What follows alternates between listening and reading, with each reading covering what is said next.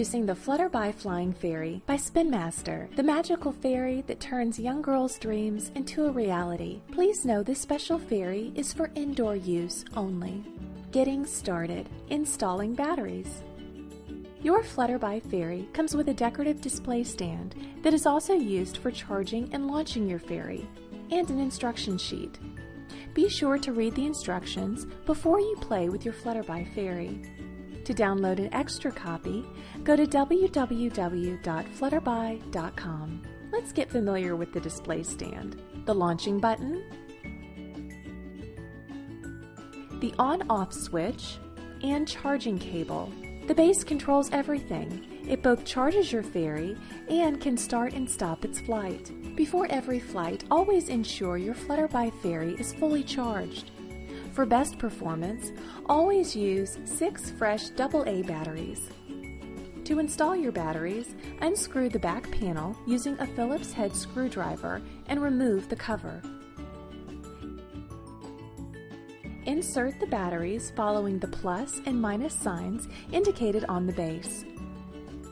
A helpful hint is that the flat side of the battery touches the spring. When you're finished, replace the battery cover, tighten, and you're ready to start the charging process. Charging your fairy. To charge your Flutterby Fairy, locate the on-off switch and charging cable on the back of the display stand. Move the switch to the on position. You will see the number 1. 1 means on, 0 means off. After turning the base on, you will see a red light turn on. This means it is ready to charge. Now pick up your fairy, locate her on-off switch, and move it to the off position. You will see the number 0. Next, take the charging cable attached to the stand and insert it into the charging port on the side of the fairy's skirt. Once connected, you can put her back on her display stand. The light on the stand will now start to blink red. This means the fairy is being charged. After about 30 minutes, the light will turn to an orange shade and blink faster. After another 5 minutes, the light will automatically shut off. When there is no light, it means the fairy is fully charged and ready to fly. In total, it will take about 30 to 35 minutes for a full charge. Finally, remove the charging cable from your fairy and switch the display stand back to the off position. This will reset the stand before you can begin flying. Flying your fairy. Always fly your fairy indoors in a wide open room without vents, fans, bright lights, or devices like remote controls. These items can interfere and make it difficult to control your fairy. To begin, switch both the stand and the fairy to the on position. You'll notice a yellow-colored light will flash inside the fairy's skirt. This means she is charged and ready to fly. Now put her back into the stand and put the unit on a horizontal flat surface. Double-check her pedals are down and can move freely. The red light on the base means she is ready to fly. Push the button on the front and watch her take flight. Guide her with your hands as she dances across the room. She will fly with you between 5 and 6 minutes before she needs to rest and recharge. Stopping the fairy in storage.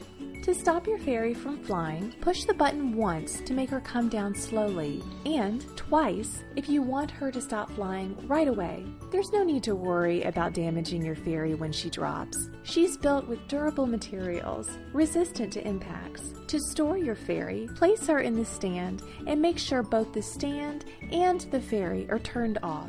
Always remember, you may need to charge her again before her next flight.